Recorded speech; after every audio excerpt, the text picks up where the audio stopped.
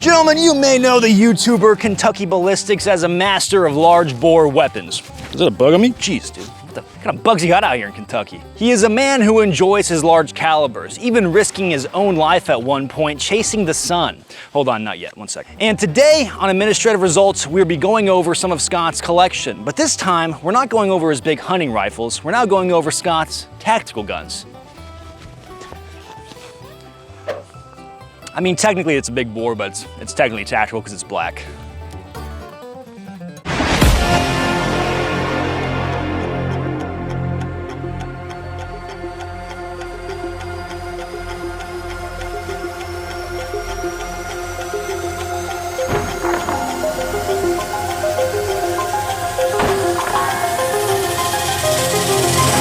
These streets ain't what they used to be, toots. What is trigger confidence? It's when you have the utmost confidence in yourself to not... I'm gonna be honest, that was a little bit more recoil than I thought it would right? It's surprising. Probably what's happened here and why you're having some trouble there is because it's been in my nice air-conditioned home, and now we just took it out into the elements. Probably got a little sticky in that cylinder from condensation. Condensation. Is that a thing? Yeah, going from hot to cold real quick, just seize up that brass. But now it would be fine, it'd be smooth after that. Got any more ammo on you? I'm always ready, here you go. Oh, thank you, sir. Don't mind the smell. I wasn't gonna ask. See, that's the thing about revolvers, is everyone complains about, revolvers being antiquated, hard to load. What you just need is a Scott. Yeah, you just need some guy standing there to just load for you.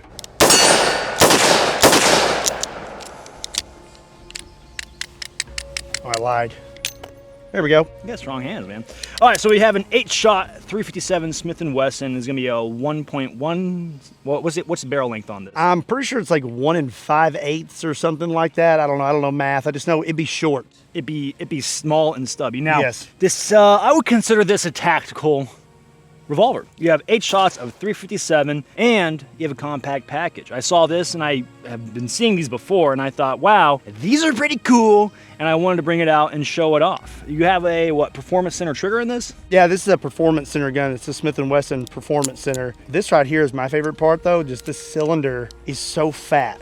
Like compared to what it normally would look like with 6 shots, just those extra 2 rounds, it just makes it so cool. I think it makes it a little bit really fun, because the idea of carrying a revolver nowadays is kind of antiquated. Right. You got 6 rounds, even if you have a 357, you're like, ah. But with a gun like this, you got so much horsepower with that round, and then you have an extra 2. Yep. So if someone in a self-defense situation was being rather precarious, they're gonna call their hits in the airsoft arena. Also, something that's cool about revolvers, and I think Clint over at Thunder Ranch, right? Something like this, he'll talk about, you can stick that up against something. You don't have to worry about the slide or anything like that. Right. And you have 8 rounds. I mean, like a Glock, was it a 43? How many rounds does that hold? The standard mag, it should be 10, and you can get the Shield Arms mags, which should be 15. Okay, well, never mind. But I was gonna say, like 10 and 8, there's not a huge difference between those two if you really wanted to carry a wheel gun over a semi-auto, which I do carry this sometimes. I've got a appendix carry for it, and I like it. That's pretty cool, and you got double action, so it's it's nothing funky going on. Honestly, I like wood too on stuff like this because it's so snappy. When you have like a rubber grip and you're gripping that thing, it will want to grab this skin and pull it. But with this, it allows it to kind of flow in your hand a little bit. It's real smooth, you know what I mean? Right. I need to pause this program to make some money. Americana Pipe Dream Apparel, fantastic young Zoomers getting after it in the milsurp space and arena. I'd encourage you to go check them out for all your milsurp needs. Logan over at AP was asked me to tell you guys about Turkish milsurp camo. They apparently have too much Turkish milsurp camo, and if there's anything you gotta be aware of, is too many Turks. So of course, a big thank you to those guys. They've been helping out with the channel for a while, and they do help out with a lot of my LARPing needs by sending me the appropriate military clothing to fill out that LARP, and they want to do the same for you guys. So I'd encourage you to go check out Americana Pipe Dream Apparel. Now we have a Staccato here. This is gonna be your Staccato XL? Yes. I'm working on a Staccato video myself right now, and Scott has a cooler, I'd say arguably cooler version. He also has this cool logo on the slide. It's like a must, because otherwise how would you know it's mine? Scott, you used to be a Kentucky State Trooper, were you not? Yes, sir. Would you have carried a Staccato on duty? If they let me, yeah, for sure. Yeah, that's pretty cool. I've been seeing a lot of law enforcement guys carrying Staccatos in the line of duty. Yeah, I think there's like 1,600 agencies right now that have went to Staccato. I am kind of a Glock fanboy, As am I. but I think I totally would have carried a Staccato because they're pretty sick. They are pretty cool guns. You got double stack 2011 and chambered in 9mm, and they have been making a name for themselves. Here we go. No way! No way! That is a no-go. And it's a cool little piece that Scott has, but we're just getting started. This is just the tip of the iceberg. This is just the top of the canoe. This is just the bottom of the pyramid. Is that how it goes? Bottom of the barrel. Top of the barrel? Top of the barrel. Cream of the crop. What do you guys say in Kentucky? Not a lot. You know, we're not very educated, so. Why is it so moist here? We sweat so much yesterday, I don't think I have enough fluid in my body today to sweat this much. Like, I may die. You never peed yesterday. I peed one time yesterday the whole day, and it was like gravy. We're moving on. That's the problem, is your gun says replica. Mine says Desert Eagle 50AE.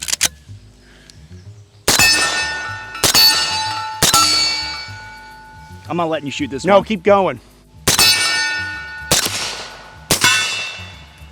Is that not the sweetest Desert Eagle you've ever shot in your life? I'm gonna be honest, Scott, that was more fun than you can shake a suppressed Desert Eagle at. Absolutely. This is one of my favorite hand cannons, and it's tactical. It's got a red dot on it. It's suppressed. That's why I love it, is because it's suppressed. Yeah. We actually managed to get it to function with true subsonic rounds. Did you know in the movie Predator, the 1980s one with Arnold Schwarzenegger, some of their guys, their handguns, they're actually carrying Desert Eagles? Really? Yeah. There's no way I'd carry one. Absolutely not. Not in the jungle. In the heat Like of the pow jungle, jam, pow jam. trying to carry a Desert Eagle. Yeah, no way. Could you imagine trying to carry one of these suppressed? Yeah, It has to be like your go-to weapon. Now, I would trust this one over one that's not suppressed. I don't know what magic we've done to this, but it never jams. I've never had a Deagle that doesn't jam at least once or twice. This thing will just run. Like, it's wonderful. And you don't gotta wear your pro. I didn't have it in my ear pro then. Oh, you didn't? Mm-mm.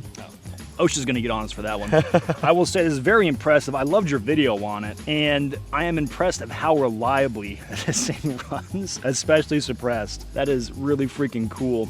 It's gotta weigh like 10 pounds. Oh yeah, it's definitely heavy. It's big and bulky, but I mean, it's fun. Just like Call of Duty! Those weren't pistols. This is a pistol. It's my EDC. This is what you carry every day? Every day. That's why I walk like this, you know. Oh, that's why you walk so Yeah, funny. it's down my leg, you know. The gun. This is a family channel, Scott. I said the gun, the barrel's down my leg. All right, what do we got going on here? So this is a Noreen 50 BMG pistol. You gotta really put some muscle into it to load it. You gotta, you know, really want it. There you go, come on, there you go. Yeah, single shot, 50 BMG pistol. It's quite the gun. How's the recoil on this thing? Oh yeah, it's like a, you know, 22 mag. I mean, it's enough to know it's going off. If you want, I would recommend you actually shoot it. Like, aim at the berm and hold on this really tight. It's actually a lot of fun. Why no scope? Because the barrel is so short, I think you aren't getting a full powder burn, and so you're losing some of that. It's still, I mean, if you weren't actually ready for it, you'd hit yourself in the forehead with it. But it's not so bad. You broke it. Oh, did I? You broke it. No, Oh, thank goodness. I don't think you could break it if you wanted to. It's like just a big chunk. But yeah, it's a lot of fun. Do you have another round? Needs a gentle touch. All right, Colton, you want to give her my shoulder?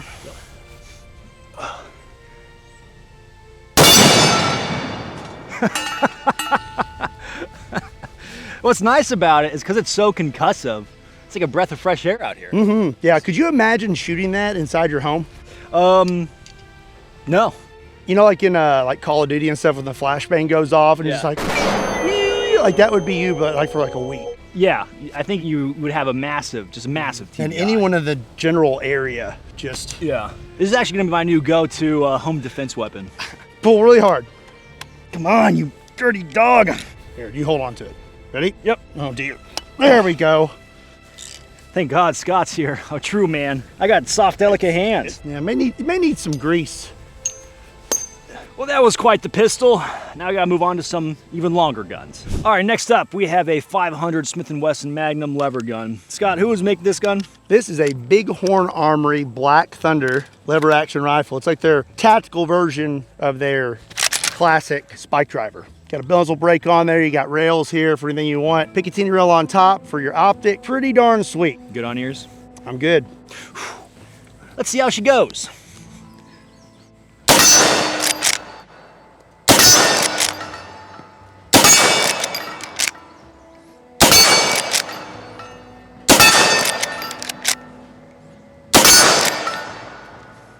You know, that is rather nice. Pretty sweet, isn't it?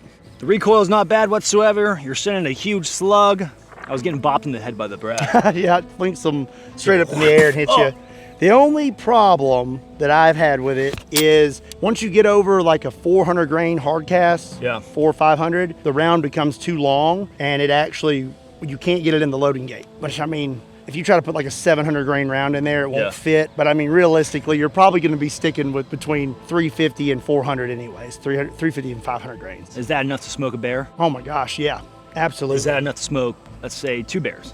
You'd need 1 round per bear. Now let's say 3 bears. Well, you know, hypothetically, yeah, sure, I could see that, yeah. Hear me out, 4 bears.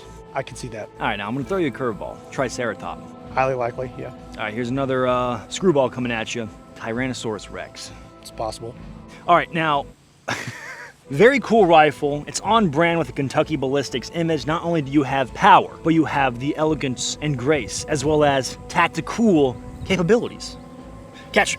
It's a dinosaur. Jesus Christ, what the fuck? It's on fire, right? Find out.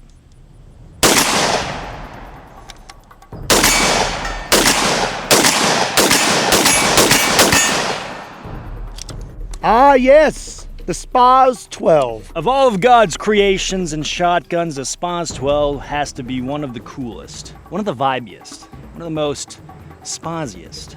And Scott has a Spaz 12. I love it a lot. I like it. It's cool. So, fun fact about this gun, when I was getting it, everyone told me that if you get one of these things, the follower in your buffer tube and all that stuff in there, would you be bad on them? Be all like crusty and break up and you gotta replace all the springs and all that stuff. Boop, and that comes down. Oh, this is my first time shooting a Spaz 12. It's It's not my first time seeing one. They're overly complicated. They really are. They're kind of complicated. When you pick it up, you kind of gotta read the manual before you use it. But this one had never been fired when I bought it. And somehow everything in it is just perfect. I can't get over the elegant look of the front forend.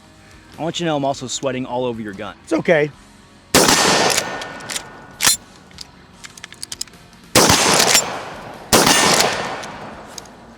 That is fun.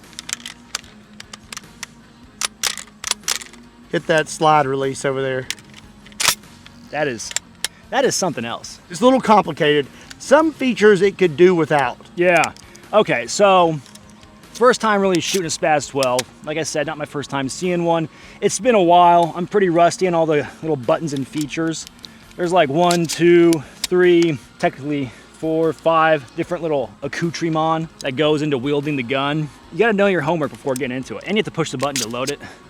Which is kind of annoying. It is kind of annoying. The Benelli M4 is probably the best tube-fed shotgun. I don't have one of those. You don't have Benelli M4? I'm gonna have to buy one now, since you recommended it. Huh?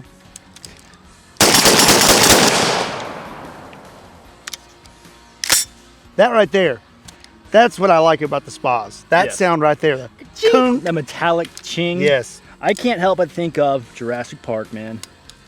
Think of Jurassic Park and I think of like, it was in Terminator also, I believe. Don't know if it was in RoboCop. 80s movie shotgun. This is the shotgun. This is it, man. That iconic looking forend. It just, it's so hard to beat. And the hook. The hook. If you have a Spaz and you don't have the hook, it doesn't do it for me. I gotta have the hook. Not only can you catch fish, but you can obliterate them with your 12 gauge.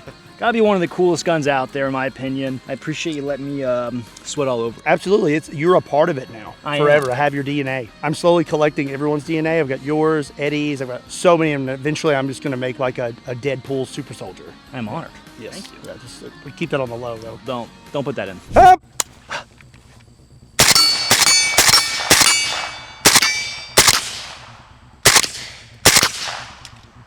That is nice. More.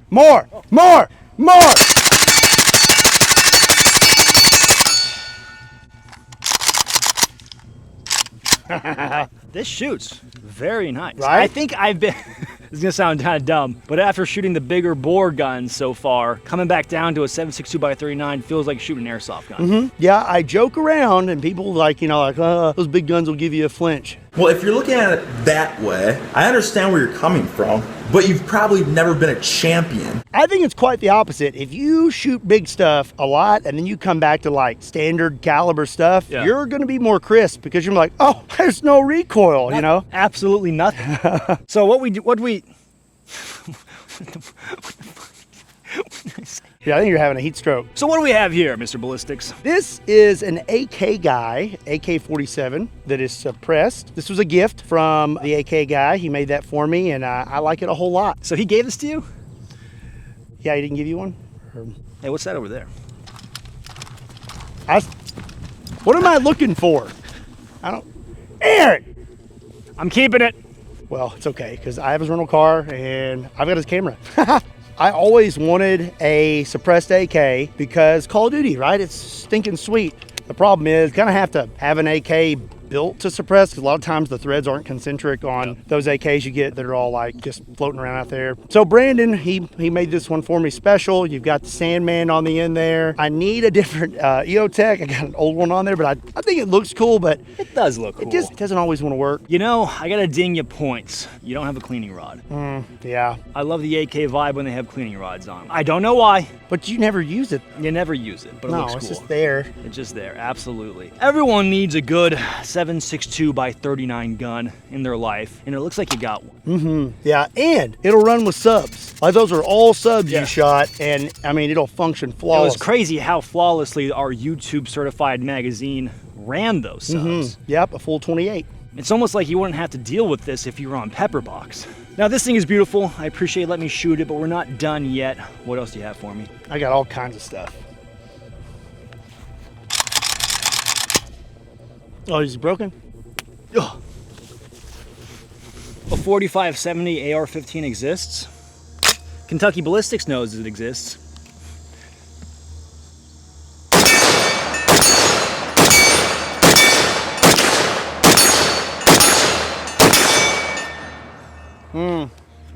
This pleases me.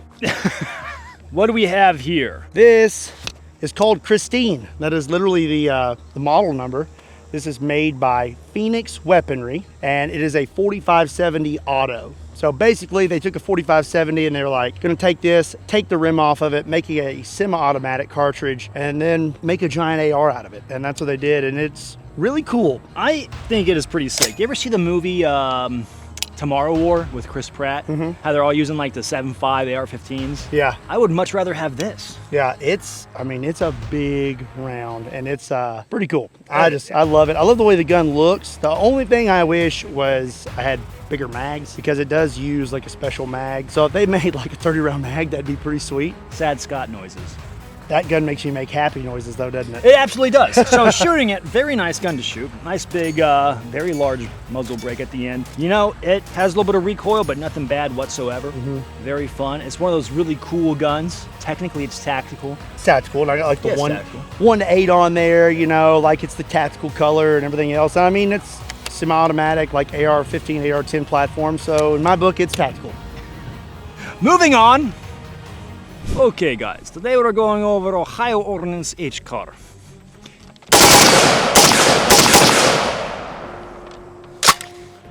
That's some pretty slick shooting there. See how fast my trigger finger got? Yeah, you're like Jerry Mitchell there for a second. I'm pretty impressed. I was on one. Well, one of Scott's very cool guns that I love, that I also own myself, is the Ohio Ordnance HCAR. It's both a love-hate relationship, a lot of hot feelings around it, if I'm being honest. Yeah. But overall, I think it is really cool, and of course we had to bring it out and give it some more screen time. You were telling me off camera that you had to jump through a lot of hoops to try and get one. Yeah, so back in the day when I was watching FPS Russia, back in like 2010, 12, I don't know. Ever since I saw one of these, I was like, that is just so cool. Yeah. And I've been after one ever since. They quit making them. They didn't offer like the civilian versions. And then it took me about 2 years just like emailing and calling people, and finally got the first one. Not the first one. They started making them again. I got one before all the other big gun guys got one, and then they started making them again, and everybody else started getting theirs. But I got mine first. Want the record to show. All right. I got mine first.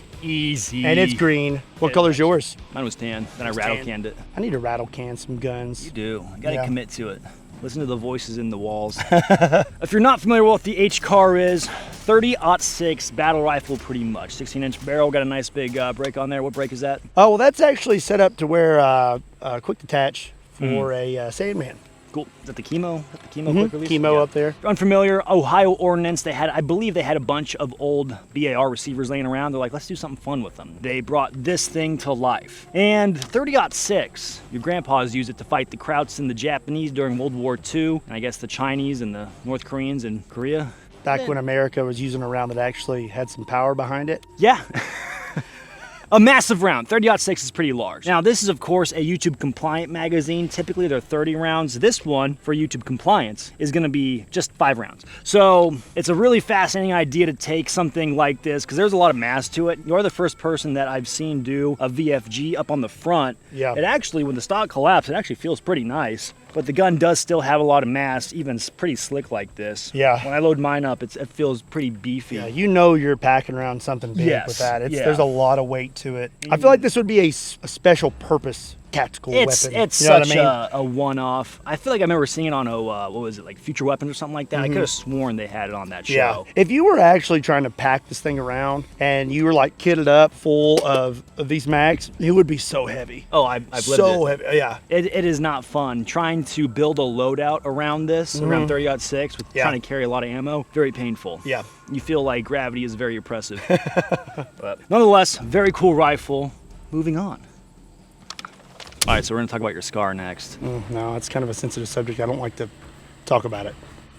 Really? Why is your SCAR so sensitive? It just is. You know, I don't want to talk about it. Okay, but can we talk about the SCAR? Oh, yeah, that one's fair game. Yeah, let's talk about that one. Chicks dig scars.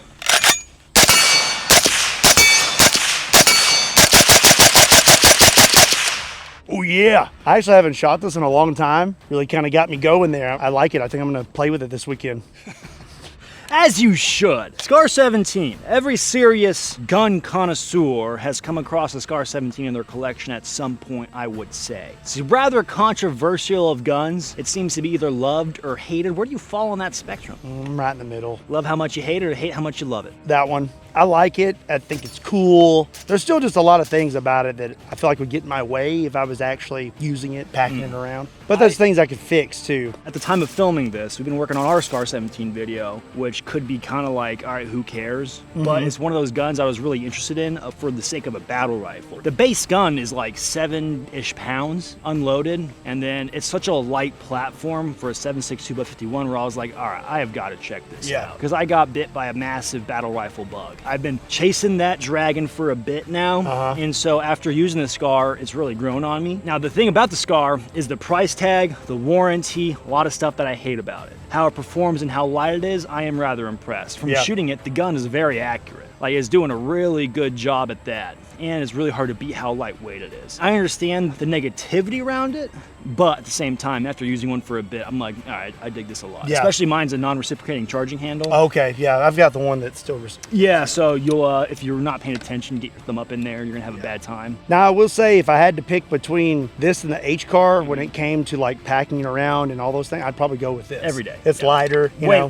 Way lighter. I mean, you still have a 30 cal round. I mean, that's what the whole 7.62x51 was just making the 30-06 a little bit more compact, but you still have a 30 cal. Really hard to beat. HCAR still cool. I know you did a video back in the day comparing the two, which I thoroughly enjoyed. I think cool factor is HCAR. HCAR wins hands down. Undeniably. You know? Undeniably. But this one I feel like is a little more practical. I don't know. I would absolutely say it's way more practical. After building a loadout around a SCAR, as opposed to the HCAR, I suffer way less, and I even feel like I can carry almost, for whatever reason, more ammo. Trying to wield those larger HCAR mags is a nightmare. It's like almost like a Bren gun level of a mag. Well, see, I've done neither of those things. I haven't built a loadout for either one. I just bring it out here and shoot stuff with it. So, as God intended. Moving on.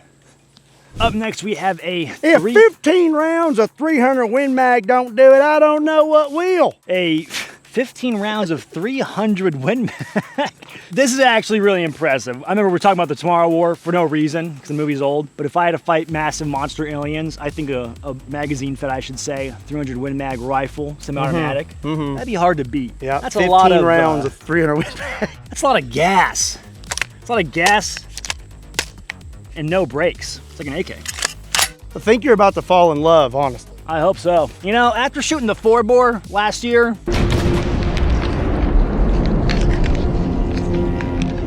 I don't think anything scares me anymore.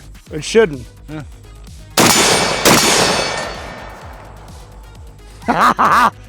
It bit you. The love bug just bit you. I like this thing a lot. Yeah, that's pretty sick. Oh. Uh-oh. You just got jammed. It jam up again? Yeah, failure to extract. We'll say it's never done this to me before, but Well, performance issues, it's not uncommon. 1 out of 5. It knows who it belongs to. yeah, it doesn't like you. No.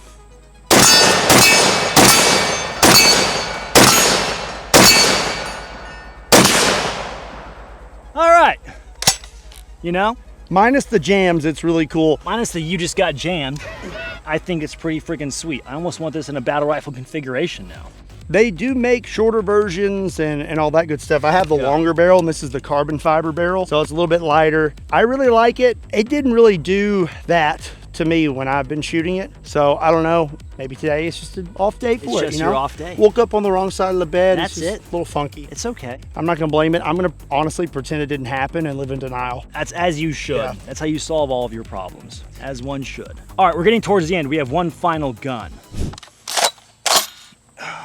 Clutching the Call of Duty match in 3, 2, 1.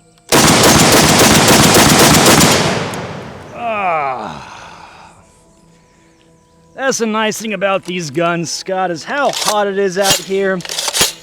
It just feels great to get a breeze every once in a while. I'm actually pretty jealous of you right now. You know, I've never fired this one. Hey, really? Never shot it. You've never shot this gun? No, I'm pretty sure I haven't. Ever? I blew up my Barrett for science, for you all, because I love you. And then I bought another one. This is the 20-inch barrel, so you can pack around a little easier or whatever. But I'm almost positive that I've never shot this before. Yeah, so you got to do it, and I didn't. So you're no longer welcome here. Oh. So you should leave. Do I need to leave the Barrett? Yeah, you just need to go. Okay, all right. You know what makes me really mad about Call of Duty, Scott? What? Is how easily your character can run around with, say, the Shy-Tac or the Barrett and just casually run around with it shouldered like it's nothing, like it's a toy gun. You have to be like a super soldier, like Garantham. Like Garantham. Yeah, really just on a bunch of... Test probe, Tren Ace, EQ, Test No Ester, Tren No Ester, injectable Deagle, injectable Super Drill, injectable... Yep. Very heavy gun. So if you're unfamiliar with the video games, I know it's probably been talked about a lot, but I like to think I'm strong, and even just shouldering out like this for any duration of time becomes rather uncomfortable. Scott is stronger than I am. That's just your opinion. But yeah, you hold this for too long, you're gonna... Yeah. That Start is, shaking. I gave it to you so I don't have to keep holding it. I mean, that's smart. You're a smart man. I love the Barrett. So it's an anti-material rifle originally, and of course people have been using it overseas to Neutralize things. Neutralize things. Yeah. This absolutely, I would feel pretty confident taking on a T-Rex with the Barrett 50 cal. I have to say about the Barrett, I do love the 20-inch configuration. I love the idea of it. And there's even stories of guys that were deployed during the global war on terror. They're like, all right, we're gonna bring the Barrett out. And then they bring it out and they're like, all right, we're not gonna bring the Barrett back out again. They're like, we're good, we don't wanna carry this thing anymore. I do love the idea of having a big piece of property, a nice long driveway. And if any rapscallions are trying to come do me harm and you see them out there, you get your porch Barrett out. Porch Barrett. You flip on your dust covers, you get on the gun, and you send some Ralphus rounds at them because it's funny, and then you have no more rapscallions. Absolutely. This is what I think about in my free time. You should just move to Kentucky and make that dream come true. You know what? I'll think about it. God gotta make a move to a town that's right for me. I do enjoy the Barrett a lot. I appreciate bringing it up. Of course, the gun is considered tactical, used by the military, used by multiple different militaries, actually, law enforcement entities. I think even my department had a couple Barretts. Really? Yeah. Your department was way cooler than mine. I mean, I don't know why they had them. Maybe for like certain situations. Killdozers.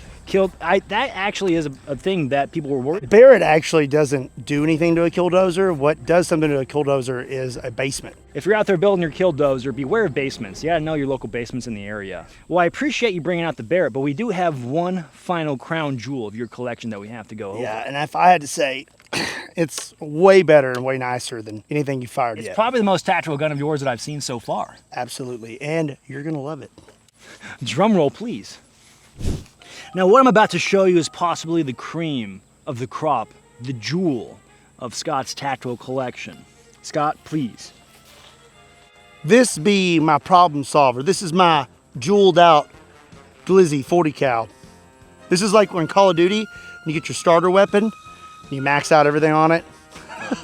I thought you were bringing out an MP7. You told me you had an MP7. No, I think you heard wrong. I think maybe you need to drink more water. I didn't say MP7. I could have sworn. Did you, Colton, did you hear him say MP7? I thought I heard him say MP7. No. Now, this is better, though. This is way better. Look at it. I mean, come on, it's better than MP7. It's jeweled out. Yeah, got the big old Amazon laser on the front. Whole sun on top. You just get the little grip. What you nerds don't realize, this is the optimal night vision carry handgun. So yeah, you got the high mount. You have the high mount for acquiring the dot underneath nods. You can have a lower inline handgun recoil to be more matched with the mass of your body. See, so what you don't realize is Scott is living in the year 2050, while you are all caveman, Neolithic barbarians that don't know any better about firearms. You're stupid. His words, not mine. I'm never gonna shoot it. Got the blicky with the switch. My laser.